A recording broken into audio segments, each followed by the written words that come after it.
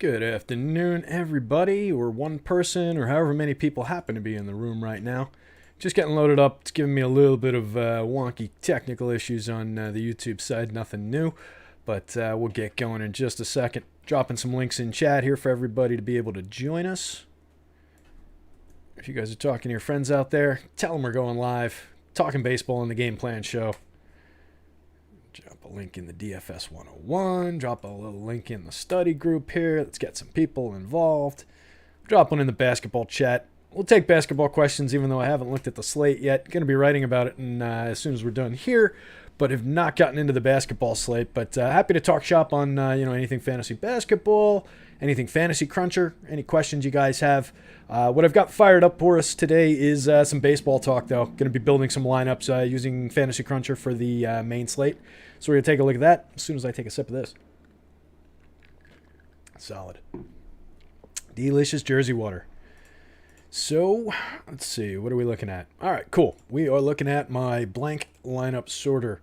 I actually have a big issue that I have to fix in this lineup sorter.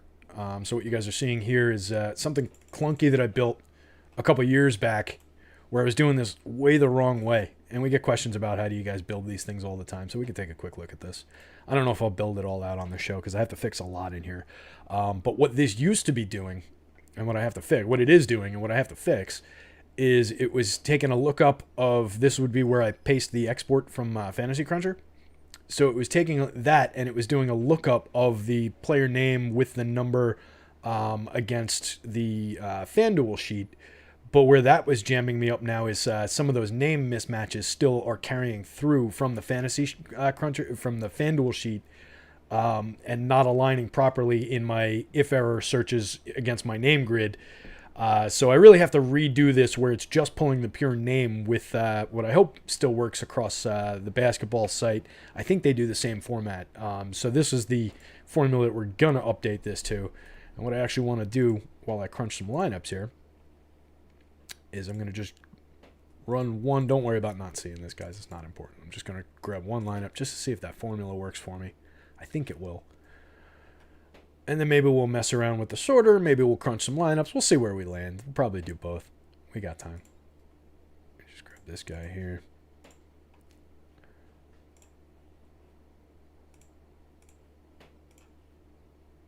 If you guys have questions out there, feel free to drop them in the chat. Nice and casual as usual.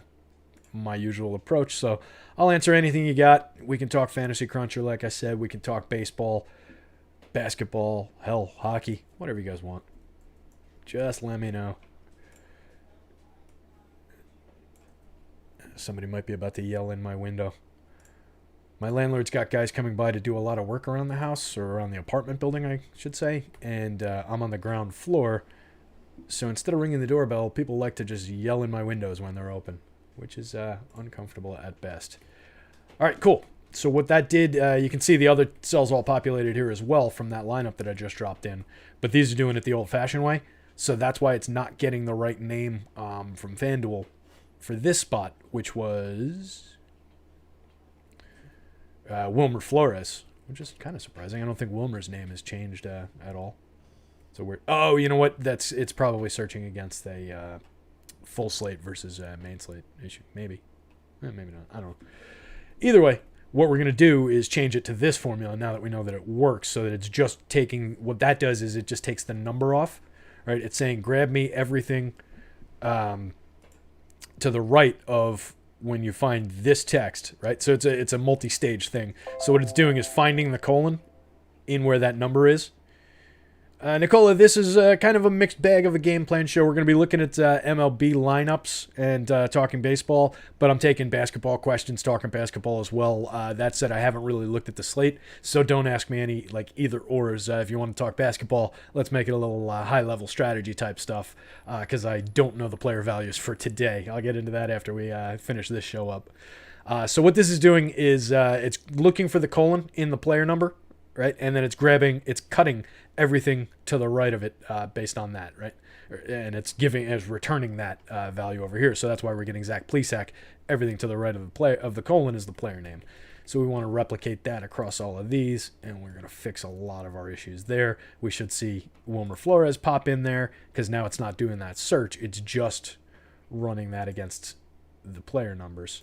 So I'm going to let that drop down into the rest of this, and now we've fixed that, which I've been putting off for days. Thank you guys for joining me while I fix something in my Excel file that's been bothering me. Give that a quick save. Not nearly done with what I have to do there. I've got to fix all the if error stuff to the right of this where it's doing those the lookups for the points. But I'll give you guys a quick look at what we're dealing with, if it lets me.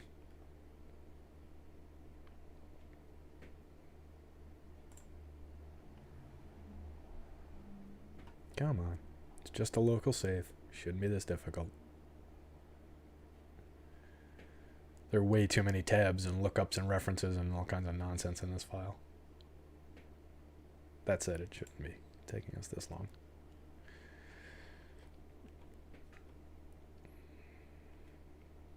Jump over to Fantasy Cruncher while that thing's spinning so we're not just sitting here with dead air. What do you think? Let's go to this guy.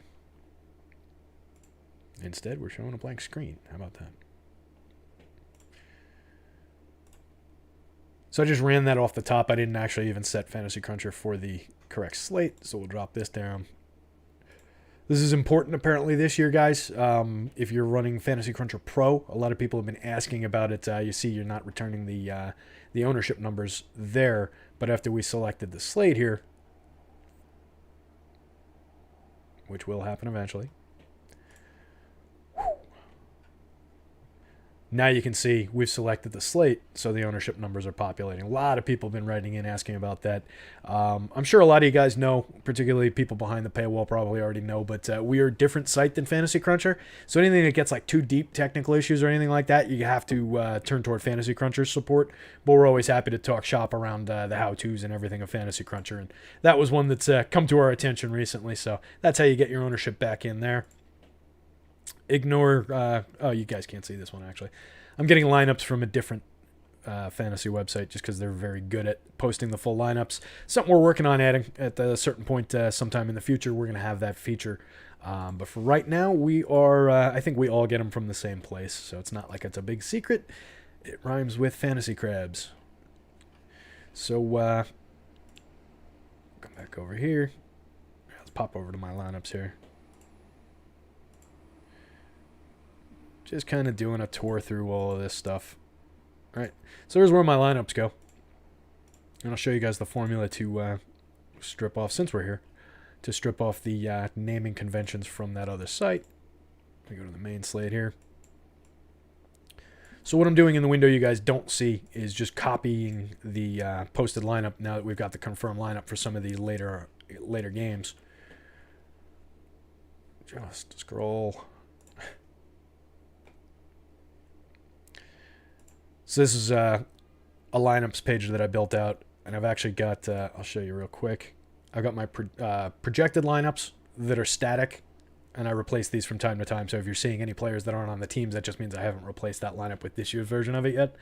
But these sit static so that I at least get something like in the morning. You'll know Yankees against a lefty pitcher, it will return this lineup. Yankees against a righty pitcher, it will return that lineup.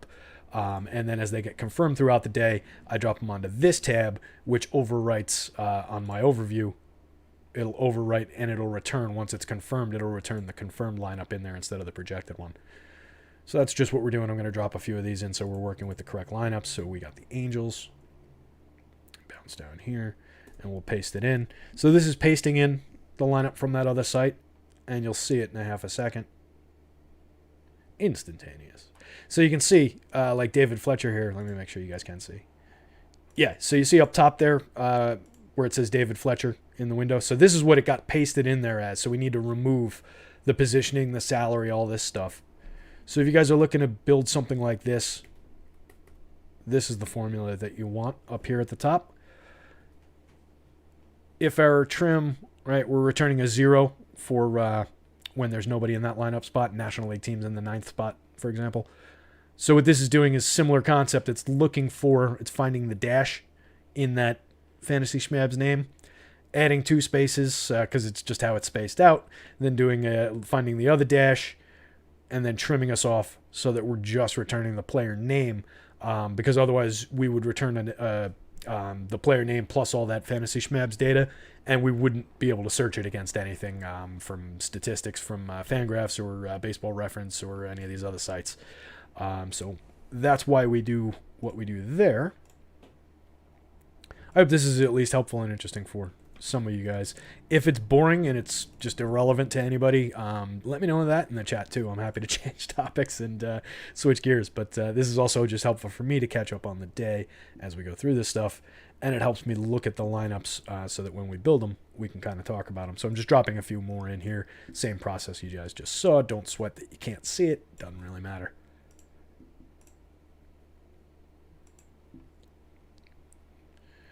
Drop to the Phillies.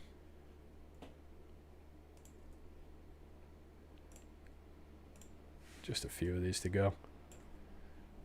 Braves came up a little interesting against Zach Wheeler today. I really like how they hit. We talked about it on the strategy show. I really like how that lineup hits right-handed pitching. A lot of the righties in that lineup are excellent against right-handed pitching.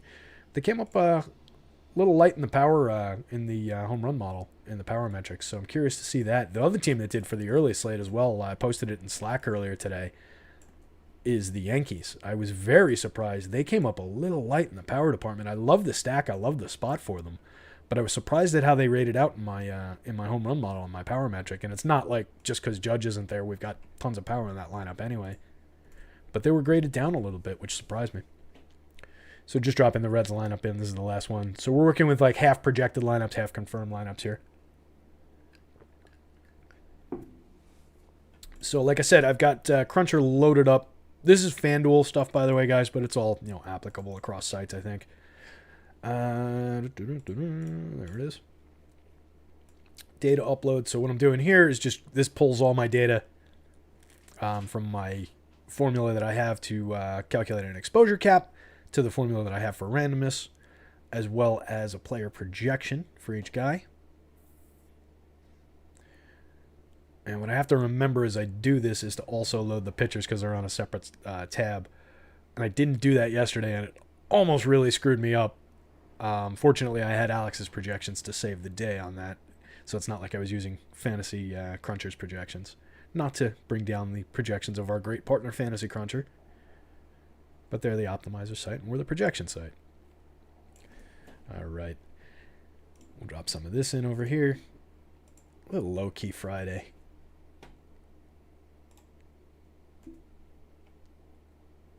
Right, so for those that don't know, we've shown this before on this show and many, many times, and everybody who's familiar with Fantasy Cruncher knows what we're looking at, if we can see it, which we can't. Knows what we're looking at here. This is the upload data tool. Pretty handy for just being able to drop in whatever. A lot of the time people ask, I was using Fantasy Cruncher and it looked like the last ownership update 3 minutes before lock didn't get up there. If you run into that scenario where Fantasy Cruncher's update is a minute or two behind ours and you're impatient or you really need to get the crunch done, you can always use this tool to just grab our data and drop it in there. You have to use the add column for some things, like ownership isn't a category here.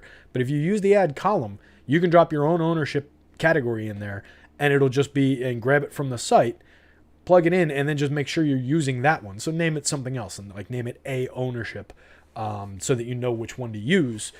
And then you'll have the updated version. You can crunch by it. You can sort by it. Everything that you can do with the existing native version.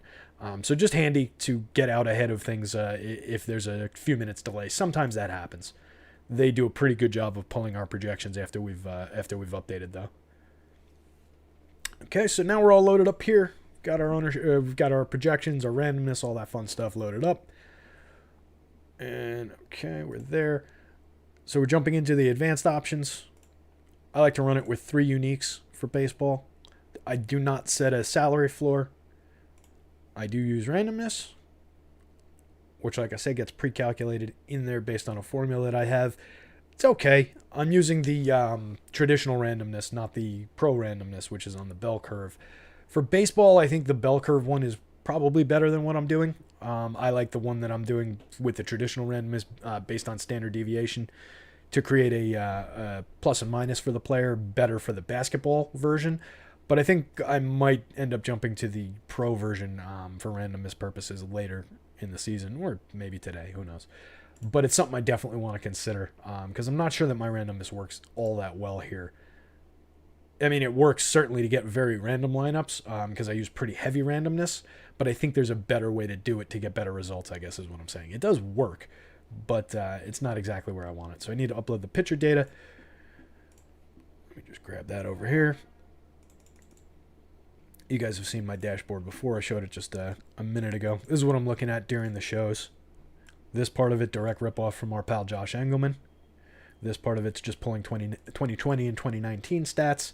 At a point to be determined, I'll move this 2020 over and I'll drop 2021 in here. For those wondering why we're always talking about last year's stats and the year before's stats, baseball needs time, right? So everything we've seen so far this year, I don't want to say it's irrelevant because it will inform the more full statistics later in the year and it will be a part of those numbers.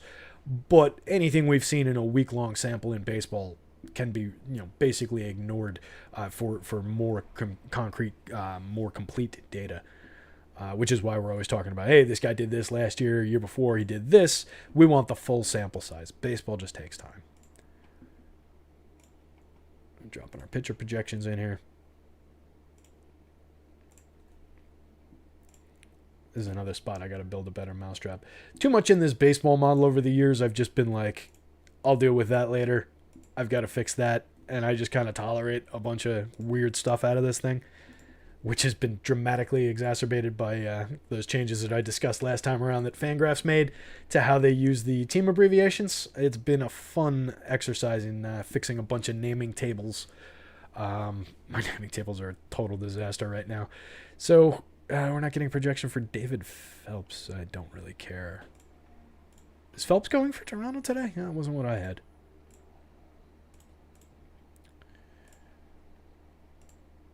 Who did I have for Toronto? Did I have nobody? No, I had TJ Zwick going for Toronto. Well, whatever. We don't want to roster really either one of them, so I'm kind of comfortable taking them out of my player pool. This is something you hear me talk about in basketball a lot. I tend not to take guys out of my player pool or trim them. I am totally comfortable taking pitchers out of my player pool in fantasy baseball. I think it's fine. There's the rare instance where you'll maybe take out a guy who doesn't project well and has a great game. For me, baseball doesn't really work the same way as basketball. So, like, I'm willing to drop Julio Teheran, and if Julio Teheran shocks the world tonight and has a great game against Cleveland, I'll take that loss. I do not think that's in the cards.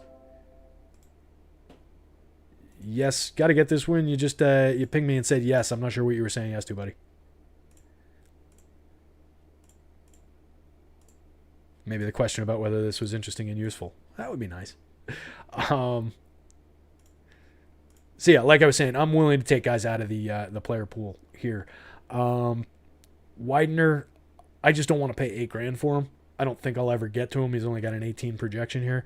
I don't know why the hell Julio Teheran's projecting at 25 points for me right now. Manaea I'll leave in, though I don't want to really get to him against that Astros lineup. Teheran I want no part of here. So despite a better projection for some reason than what Alex has, I'm not going to get there. So you can see me and the boss. You can see me dripping all over myself as I sip water on a gray shirt. That's perfect. You can see me and the boss do differ more than we do in basketball. I tend to hew very closely to Alex's projections in basketball, where we get some different results in baseball. Sometimes to my favor, most often to his favor. He's better at this than I am. But it is a spot where I run my projections. I'll run a crunch with mine. I'll run a crunch with his.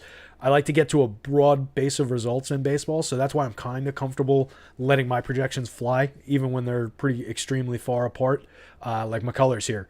Alex's model is probably, taking into account some of the Alex's model is probably taking into account, some of the shorter sample, where mine might be grabbing some of the broader. I'm not entirely sure how he does it.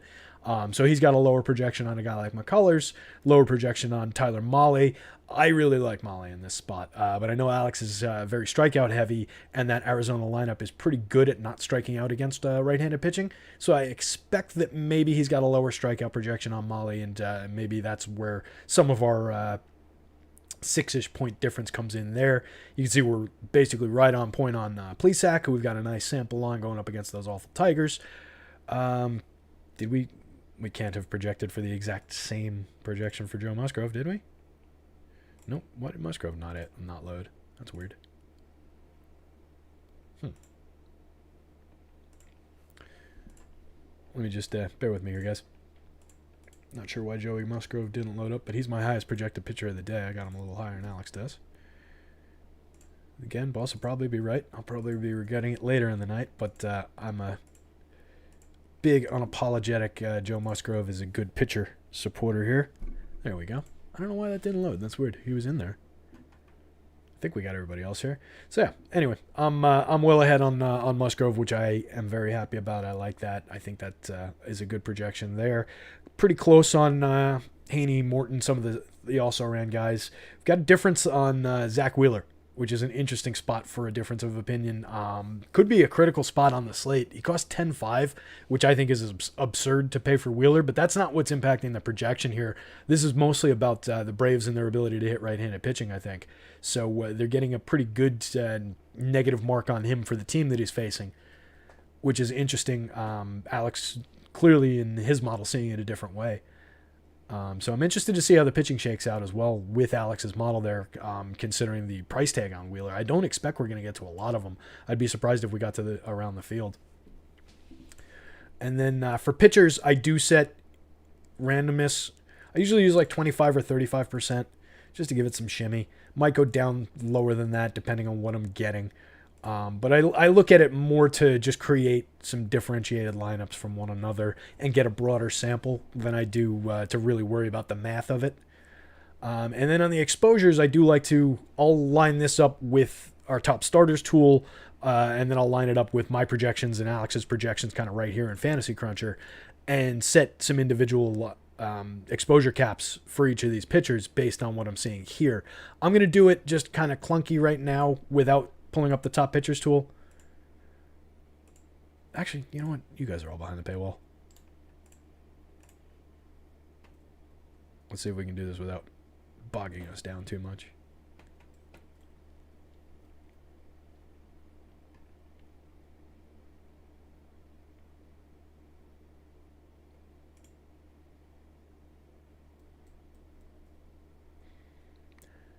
A smarter person than me would actually make bookmarks to all of these things. I'm gonna have to check out his show. Or hers. Here we go. I appreciate you guys bearing with me with these slow loading issues. Alright, so we're on FanDuel. So it looks like on the board... So you guys are familiar with this tool, I think, but for anybody who's not, it's a pretty spectacular piece of content that Alex has put together, and it works similar to the top stacks. Top pitcher percentage, guy's probability of being the top starter, top 2 on DK, the value, which, points per dollar, and then the ownership.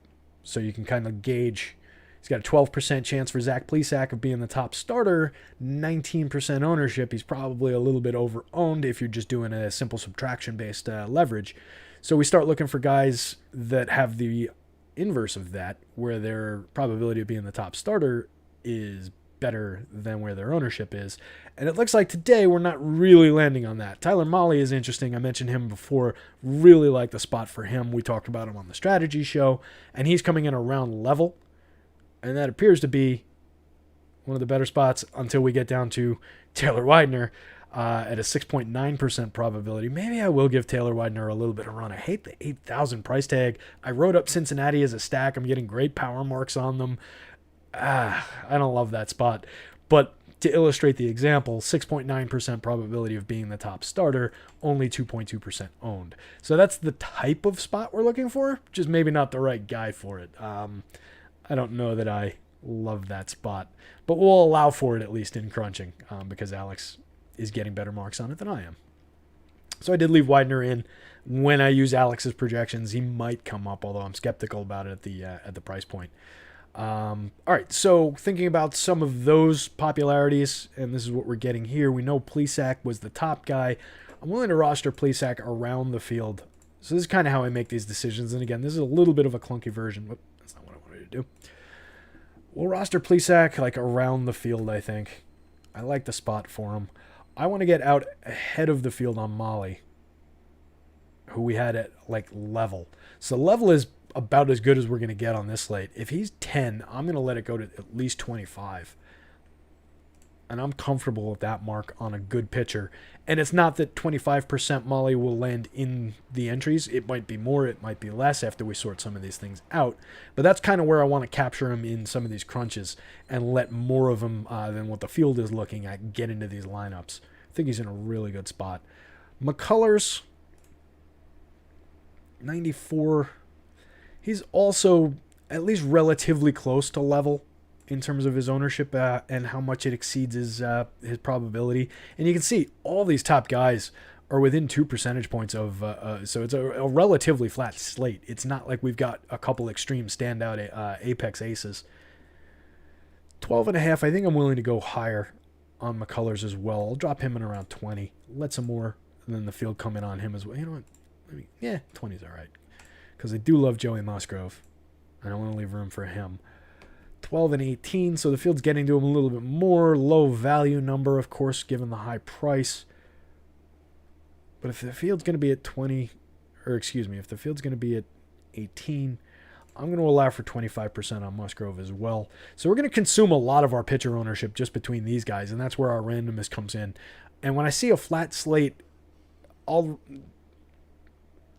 might run the crunch and then see where it lands before we change the randomness. I'm expecting we might have to juice the randomness to get to more of these bottom guys.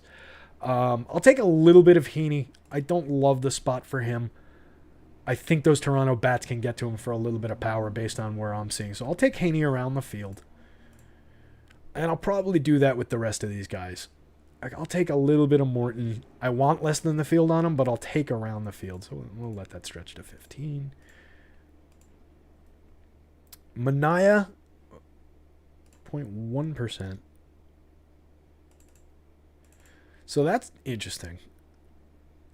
0.1% owned, 5% probability of being the top pitcher. Not a spendy option by any means, 6,300. So to me, that's kind of a tournament play. That'll let us spend up on a lot of bats. So I'm willing to let him fly. And as you can see, I've got a pretty aggressive projection for Manaea. I think he's a pretty good pitcher. Although I do like that Houston lineup against a lefty. I think he's a good enough pitcher that we can kind of let him fly. But we don't need to leave like a ton of room to get way out ahead of 0.1% ownership, right? So we'll drop him in around 12. Right? That should give us way more to show on Manaea than we need, but it'll also open up a lot of really, really interesting combinations on hitters. And if people aren't going to Sean Manaea, if they're going to him at 0.1%, look at these prices. He's significantly less expensive than Andrew Heaney. He's way less expensive than Taylor Widener, which is ridiculous. So that's going to really unlock some interesting combinations with bats. I'm going to juice that. I'm going to give that 18%.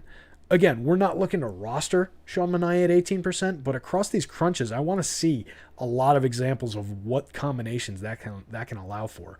And we have to be careful, too, when we're allowing a guy that cheap into that many lineups. We will likely end up with a lot of lineups that are spending like $30K out of our salary cap, $28K. Probably not the most efficient way. I'm fine with leaving a ton of money on the table for baseball, but you can probably do it more efficiently. Like if you've got that much left over, well, hell, you can jump from Sean Manaea to Tyler Mahle with that amount of money, right? So that's why you kind of want to monitor what you're doing as you're doing it there. These last couple guys here, Wheels I'll take around the field, around 10. I'll give him 12. And Widener, I don't really want, but he's only 2-ish%, and he was the most positively leveraged guy on Alex's board. I'll allow for a 5x, which I do not want to roster, but I'll allow for 5x to come up in these crunches. The hitters, don't you freeze. Okay. Whew. I thought we were going to get one of those cross-click freeze issues. So you can see most of my projections and randomness are loaded in here. We got an issue with some of these guys here. Oh, these are just, all right, this is sorted by projection. So some of these guys didn't pop. I've got a few guys who didn't play last year who don't project for me. So typically I'll just set these to Alex's projection, which I'll do right now. But then I have to go in and assign individual randomness on them because as you can see, they're just coming up with 1%, which is annoying, and something, again, that I need to fix.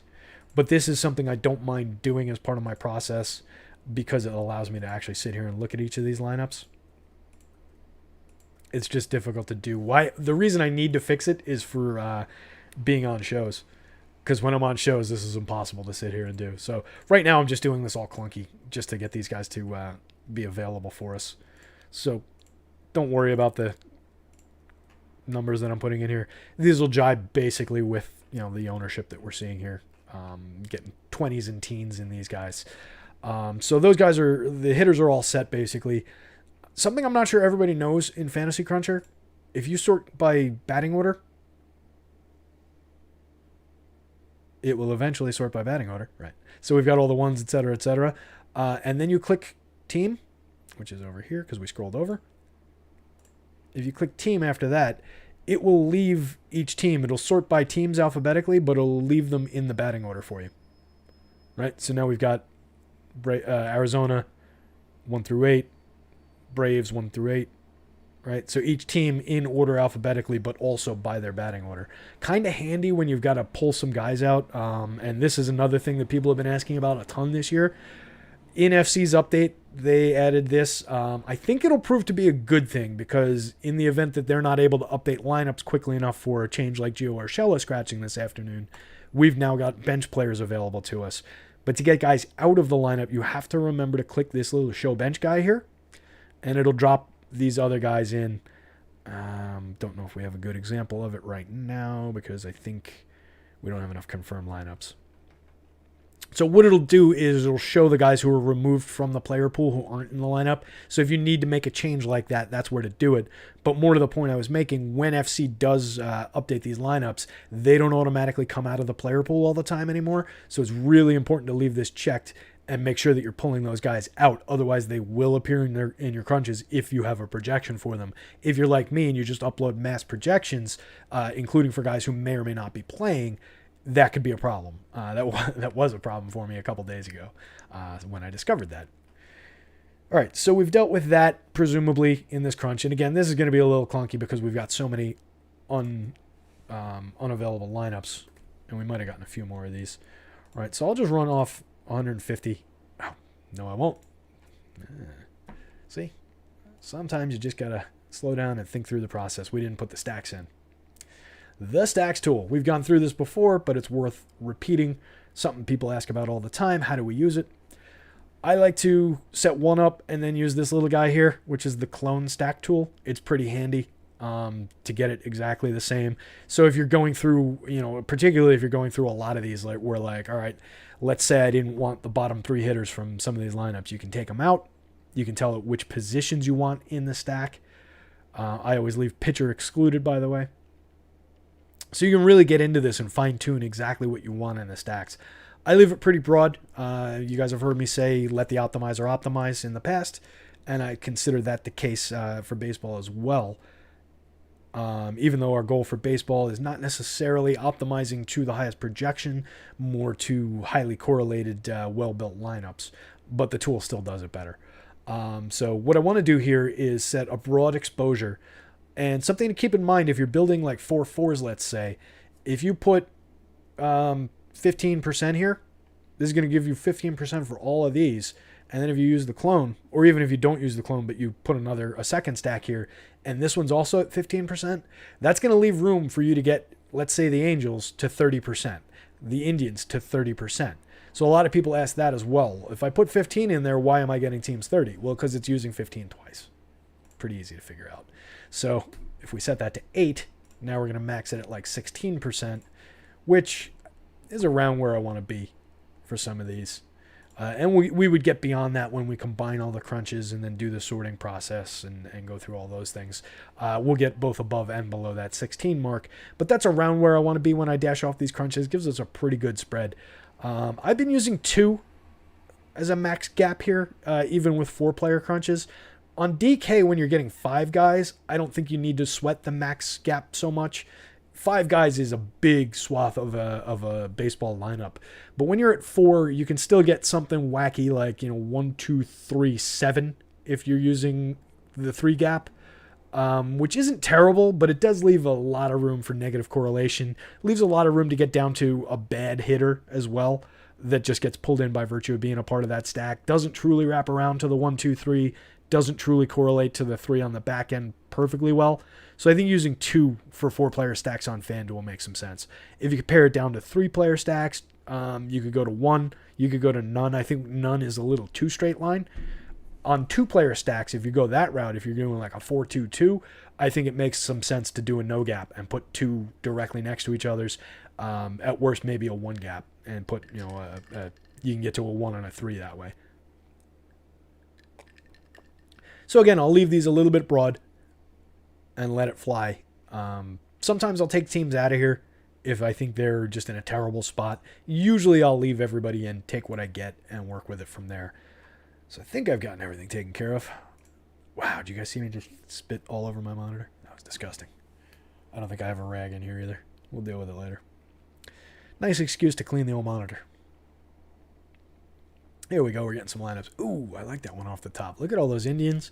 The Phillies are in a decent spot, I think, as well. And Joey Musgrove, 34-8 spend. That's a lineup that probably going to be duped.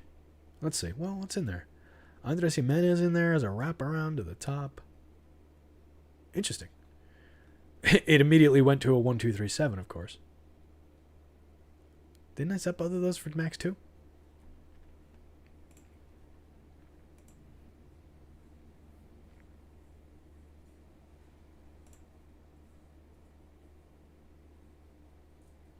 One, two, 3, 4, 5, 6, 7, right? I'm not crazy, right? Oh, because it's counting the 8, 9 back to the 1. That's right. I wish it would allow that, actually. Fantasy Cruncher, if you're out there, if you could allow a max gap forward backward, that would be really cool.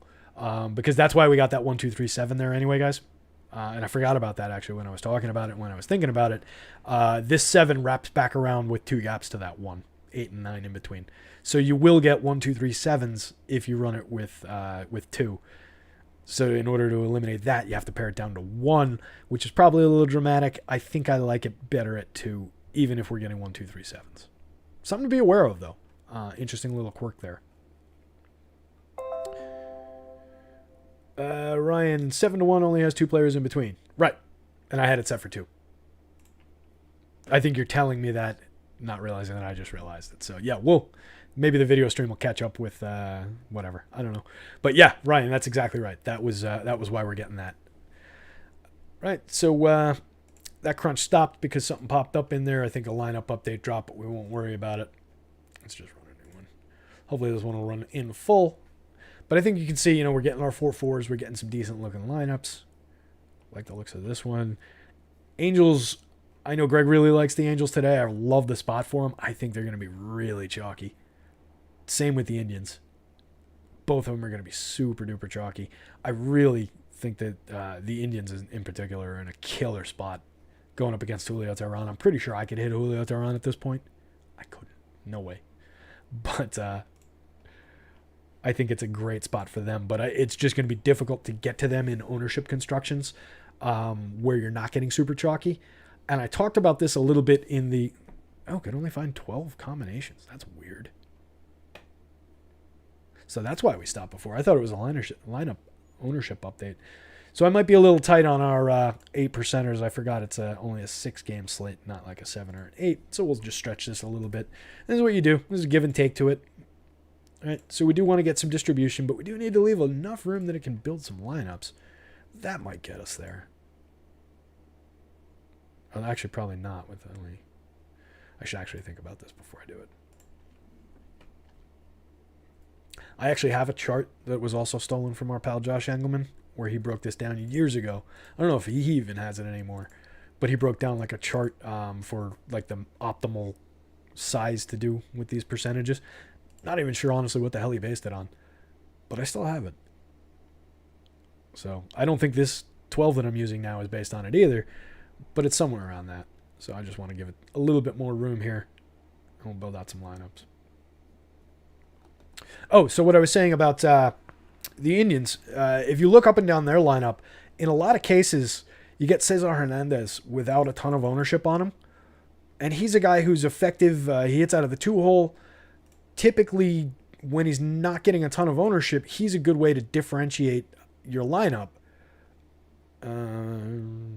Tigers, that's right. This goes by away team. I was thinking Indians. So he's normally a good way to differentiate your lineup, but on FanDuel tonight, he's getting like 16% as of our last update. It's not the same as what we're getting on some of these other hitters in that lineup, but it's a decent amount of ownership. The guy that stood out to me as a good way to differentiate a chalky lineup, and if you guys read my column this afternoon, it's a little bit of repeat info. Hopefully you did. Hopefully you liked it. But a guy to differentiate today, and it's clear I'm stalling for time, I think is interesting, is David Fletcher. No ownership whatsoever on DK. No ownership whatsoever on FanDuel. Hitting on top of all these spectacular hitters that we want to get to in that Angels stack. David Fletcher hits for like no power whatsoever. You can see he's got a 1.7. This is my home run column here. He's got a 1.7 in the home run model. But what I like about Fletcher is over here. He had a 319, 376, 425 slash last year. Despite having no power, created runs 25% better than the average player. Gets on base at a good clip. Year before, 653 plate appearances. 290 average. I don't really care about batting average, but a 350 on base clip. And he improved across the board last year.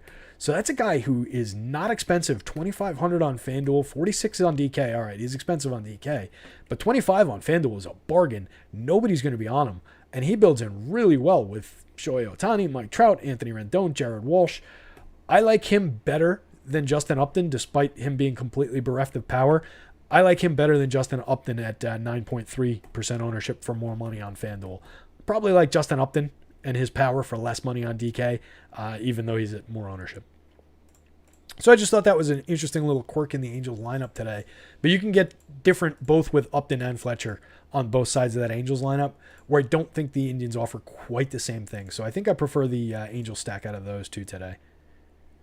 Jumping back over to FC, you can see some of our lineups catching up here.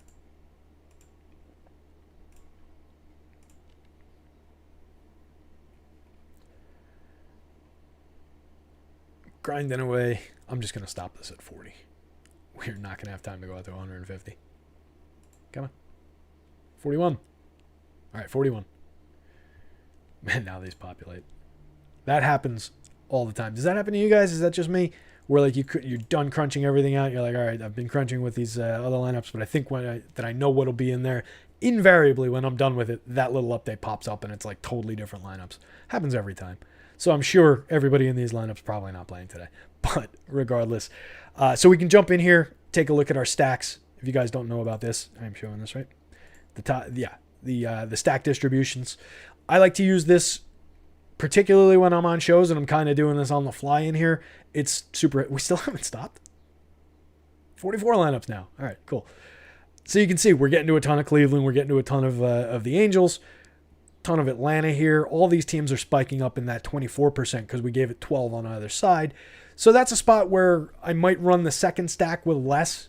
Try and do like a 12-10, maybe get a little bit more shimmy in there. If it was a 3-man, you could do it with a little bit less, and that'll distribute it around a little bit more. Fake, yeah.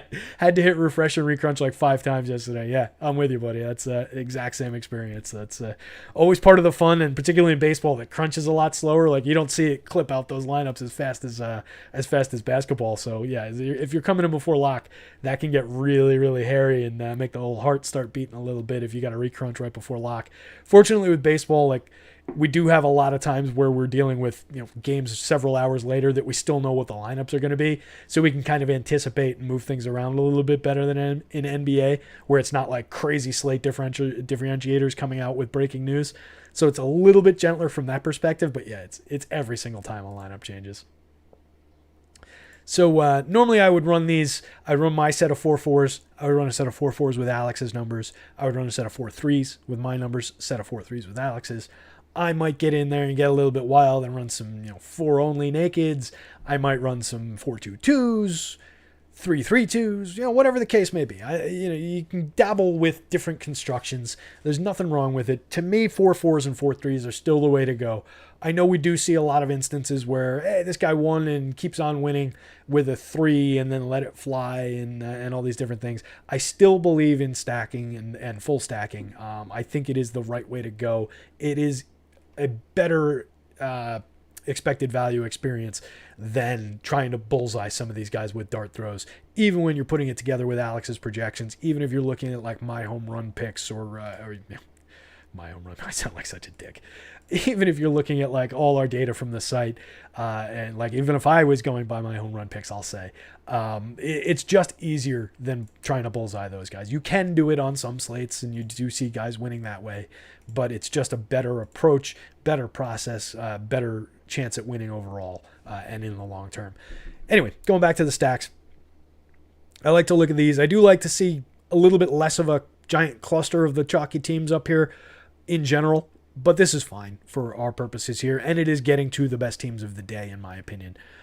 So I'm good with that. I really like Cincinnati. I think Toronto's in a great spot against Haney. Strikeout pitcher, that's a game where I can see Haney having a 10 strikeout game, and I can see them hitting 4 home runs and chasing him early.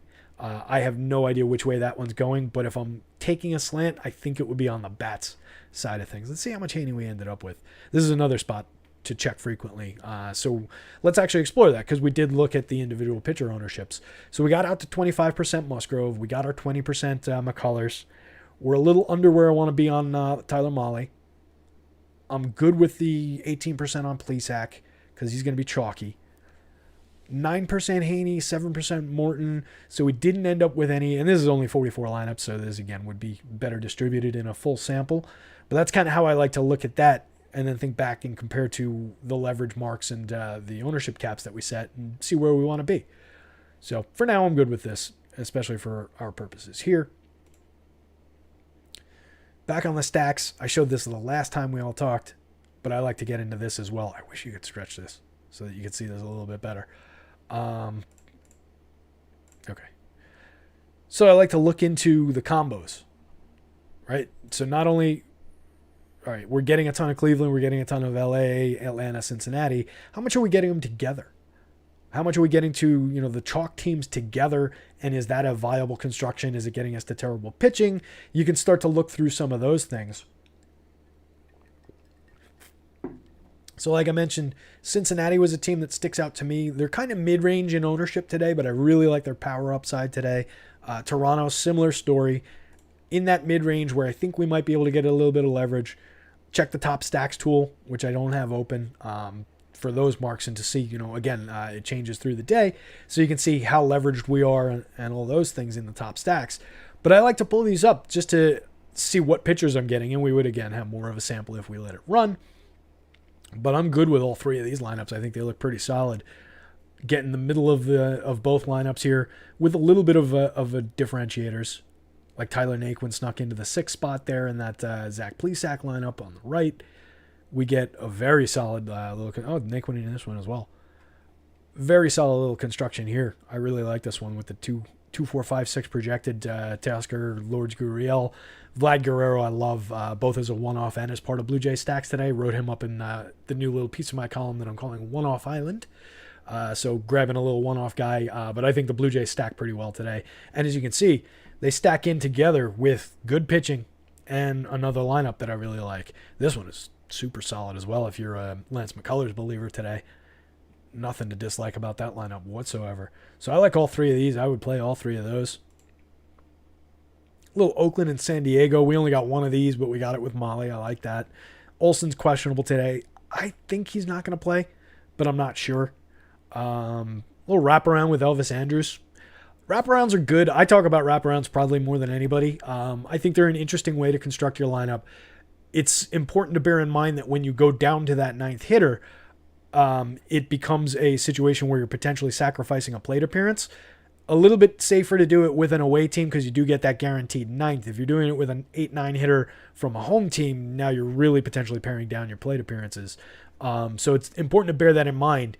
When I do it, I like to look for a guy who has a skill set somewhat like Elvis Andrus. I don't know that his hit tool has been there as much as we'd like it to in recent years. But he's a speed guy, and he's historically been a decent hit tool guy. So I like to do it with a guy who's going to get on base. Yeah, that's what I thought. He was 194, 330 last year. Pretty ugly. And his on-base skill wasn't really there the year before. 313 on-base percentage, 275 average. The hit tool was still okay, but you'd like to see a better on-base skill. So he's not necessarily an ideal guy, but he's okay to use as the example because he does have speed. Stole 31 bases in 648 plate appearances year before last. Only 3 last year, but only in 111 plate appearances. So my point is you want to do that if you're going to do it with a guy who can kind of act as a traditional leadoff hitter type, who's going to get on base, have a little bit of speed, and be doing it in front of the top end of the order. So he's doing it in front of, he wraps around to do it in front of Mark Canha from the 1, Matt Olson in the 3, Chapman in the 4. So you're getting an additional leadoff hitter when you do that way. But it is, a quirky construction, and you're typically using guys who are going to be under-owned. If you guys could see, Elvis Andrus is under 1% ownership on both sites right now. So that's kind of why he's in there. Not that I built that manually, but that's, that's why I would be okay using that lineup, I guess I should say. Let's take a look at these. Atlanta and LA, 2 teams I think are pretty interesting. Dexter Fowler, that prototypical number 9 hitter you're looking for. Yeah, give me all the Dexter Fowler on as many slates as I can get them. Let's see here. Tyler Mahle, getting him with a pretty good section of the Braves lineup and a pretty good section of this Angels lineup. Works in David Fletcher, which I really like. And David Fletcher helps me pay for Ozuna, Acuna, Freeman. So we're not getting Mike Trout in here. We're dropping super chalky Mike Trout, who, you're dropping out the best player in baseball. But I'm okay with that in this lineup because we're getting to a pitcher that I want to use. We're getting to what I think is probably a unique construction, both by virtue of leaving Trout off of it on the Angel side of things and by building in David Fletcher for a little bit of price savings.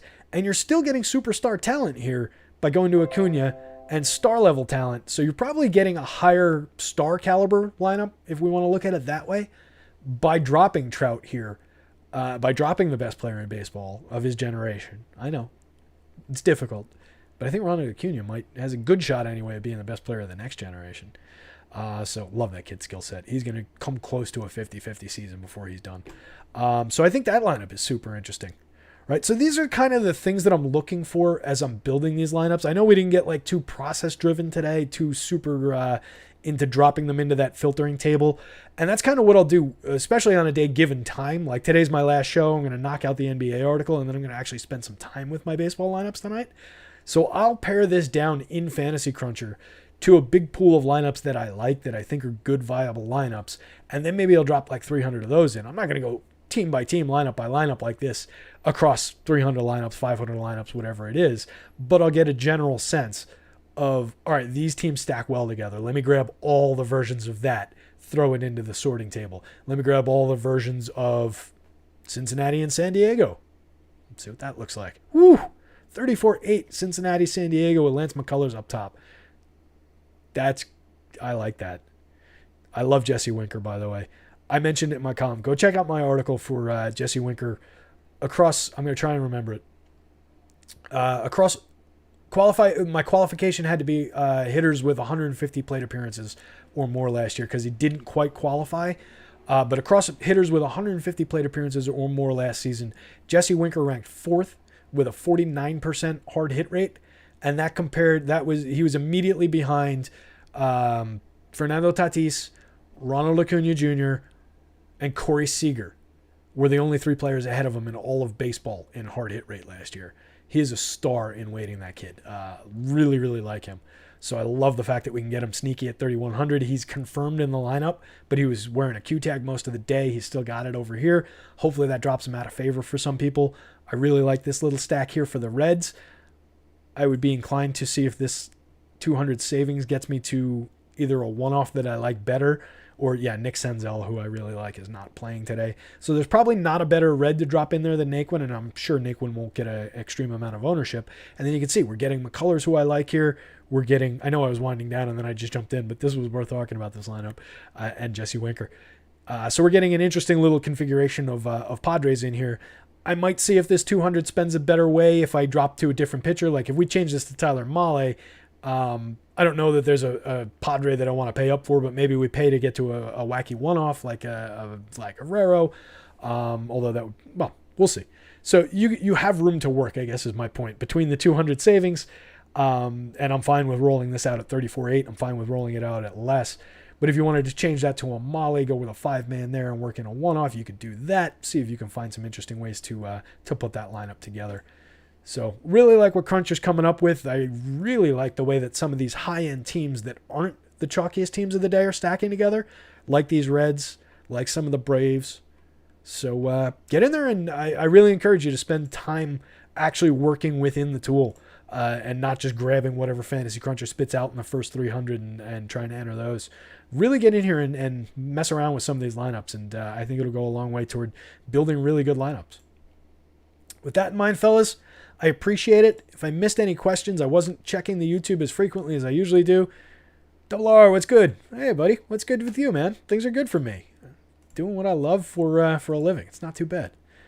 Thanks to all you guys. You guys really support us. We really appreciate it. You make it possible for us to do this for a living and have these jobs that we do. So it's pretty awesome, you guys. Appreciate everybody hanging out and watching with us. And not sure how many people were in here, but hopefully those of you that were got something valuable out of this. Maybe we'll rock some NBA lineups tomorrow on the Game Plan show when I come back. But for now, I'm going to punch out, see what's going on in the NBA slate, write up that